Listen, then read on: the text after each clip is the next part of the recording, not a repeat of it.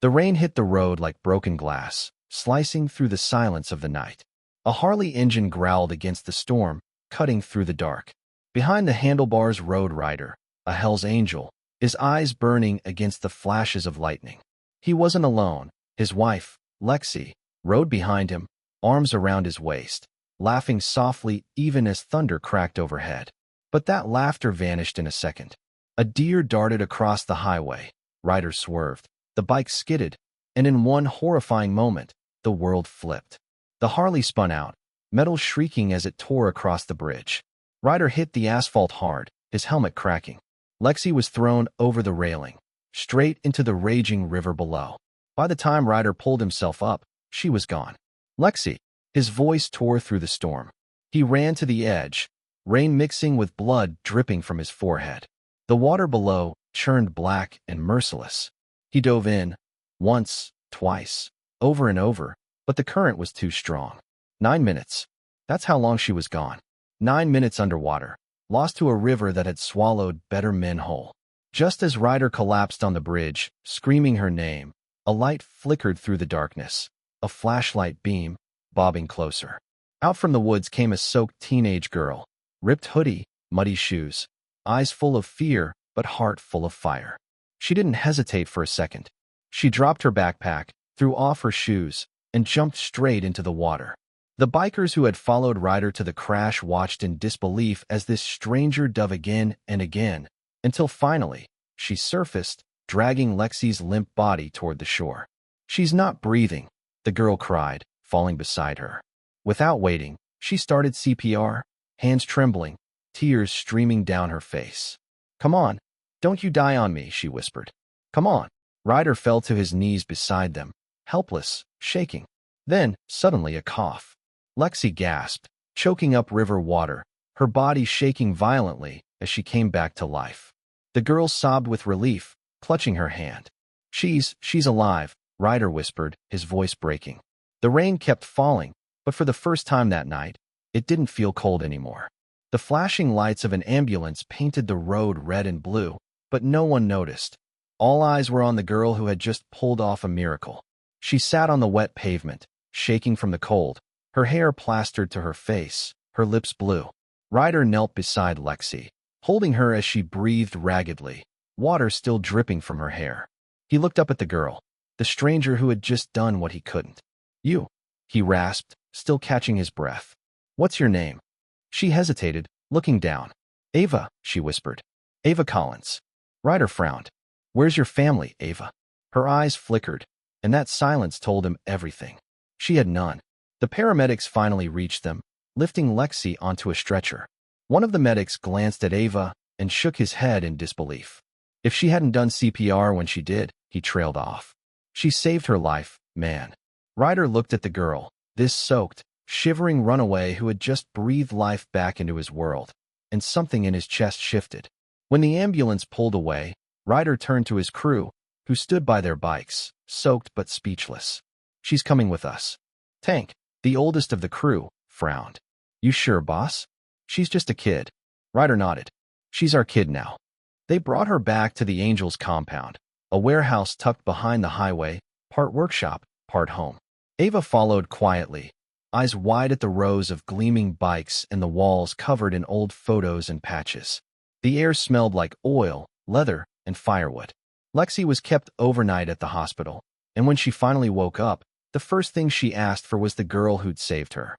By morning, Ava was sitting at the kitchen table, wearing an oversized hoodie one of the guys had loaned her, staring at a plate of pancakes like she couldn't believe it was real. Ryder sat across from her, his arms crossed, his eyes soft. "You don't talk much, huh?" She shrugged. "People don't usually listen." "Well," he said, nodding toward the men in the garage, "get used to it. Around here, people do." Ava's eyes darted to a framed photo on the wall. Ryder and Lexi, smiling in front of their Harley, both of them covered in grease and happiness. "She's gonna be okay, right?" Ava asked softly. Ryder smiled faintly. "Yeah, thanks to you." He reached into his jacket and pulled out something small, a silver chain with the AFFA emblem engraved on it. "Angels forever, forever angels." He slid it across the table. "You know what this means?" Ava shook her head. "It means family," he said. You save one of us. You become one of us. Tears welled in her eyes, and before she could stop herself, she whispered, I haven't had a family in a long time. Ryder smiled. Then you do now. The sun rose slow and gold over the Angels' compound the next morning, lighting up the rows of polished bikes like lines of armor waiting for war. The smell of bacon and motor oil filled the air, the strange perfume of the only home that ever truly felt alive. Ava woke up on a worn leather couch under a blanket that smelled faintly of smoke and rain. For a second, she didn't remember where she was. Then she saw the patches on the walls. AFFA, Hell's Angels, Redwood Chapter, and it all came rushing back. She sat up just as Lexi walked in, a little pale but alive, her arm wrapped in a sling, her smile soft and real. You sleep okay, sweetheart? She asked. Ava nodded shyly. Better than I have in months. Lexi crossed the room, sitting beside her. Ryder told me what you did, she said, her voice trembling. 9 minutes, baby. You pulled me back from the dark. Ava blinked fast, trying not to cry. I just didn't want to watch you die. Lexi took her hand gently. You didn't just save my life. You saved his too. Ryder appeared in the doorway then, his leather vest half-zipped, his hands still covered in grease. He smiled faintly when he saw the two of them. Doc says she's tough as a nail, he said, nodding toward Lexi. Guess she had a good reason to fight, Lexi replied, squeezing Ava's hand. Tank strolled in behind him with a plate of pancakes the size of a tire. We're feeding you, kid, he said, setting it in front of her. No arguments. You need to put some color back in those cheeks. Ava grinned a little, for the first time without hiding it. The rest of the day rolled by in a blur of sound and warmth. The boys fixed bikes. Laughter echoed through the open bay. Lexi hummed softly as she wiped down chrome. Ava helped where she could, handing tools, fetching rags, and slowly realizing she was no longer invisible. That night, as the sun burned out over the horizon, Ryder called everyone into the main hall. The walls flickered orange from the fire pit in the center. He looked at Ava and said, Stand up, sweetheart. She did, nervous and small in the shadow of leather and chrome. Ryder pulled out a small, hand-stitched vest, black, clean, with a single patch on the back, AFFA family. He held it out to her. This ain't a club thing, he said softly. It's a life thing. You've got heart, kid. More than most grown men I know. You belong with us now. Her hands trembled as she took it. You mean? I can stay? Lexi smiled, her eyes glistening. You already are. The room broke into soft applause. Tank hooped. Diesel gave a low whistle. Someone clapped her on the shoulder. And just like that, Ava, the runaway who had nowhere to go, became part of something she didn't even know she was searching for. Later that night, she stood outside by the fire, watching the flames dance against the rows of parked Harleys. Ryder joined her, lighting a cigarette. You okay? He asked. She nodded. Just feels weird. Like, good weird. He chuckled. That's family, kid. Messy, loud, but always there. Ava looked at the firelight reflecting off the AFFA patch on her back and whispered, Thank you for finding me. Ryder shook his head. You got it wrong, Ava. He looked at her with a faint smile. You didn't find us. You saved us. Weeks passed, and life inside the Angels' compound found its rhythm again. Loud laughter, engines roaring, the smell of burnt rubber and barbecue mixing in the air. But for Ava, every sound, every face, every sunrise felt brand new. For the first time since she could remember, the world didn't feel like something she had to run from. She helped Lexi in the garage most days, learning to polish chrome until it gleamed like mirrors.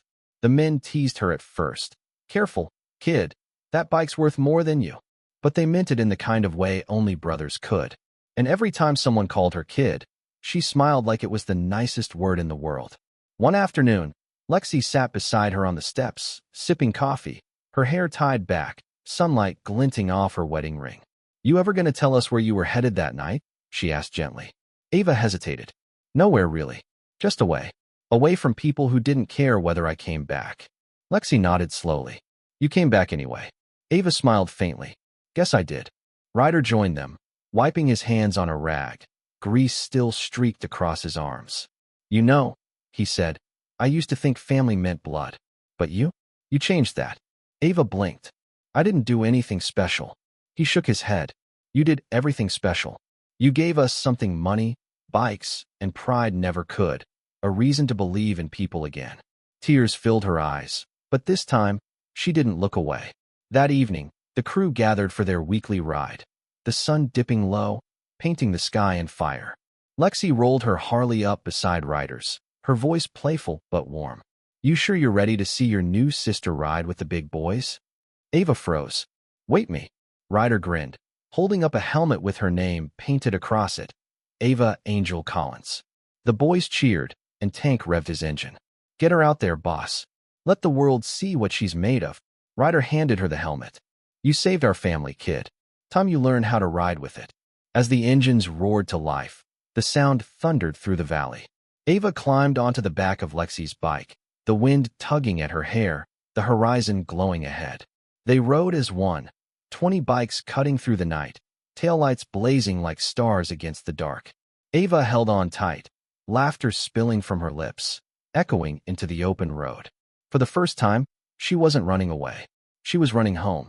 When they stopped on the ridge overlooking the city, the view stretched out in a sea of lights. Ryder parked beside her, his voice calm over the wind. "You feel that?" Ava nodded, eyes glistening. "Yeah, that's freedom," he said. "And it's yours now. Forever." She looked at the patch on her vest, the one that read AFFA family, and smiled through tears. "Angels forever," she whispered. Ryder smiled back. "Forever, angels." And as the engines quieted under the starlit sky, the crew stood together. Not just bikers, not just brothers, but a family built by fate, bound by one runaway girl who reminded them that sometimes angels don't come from heaven. Sometimes they come from the road. If this story touched your heart, share it. Because family isn't just who you're born to. It's who saves you when you're drowning and never lets you fall again.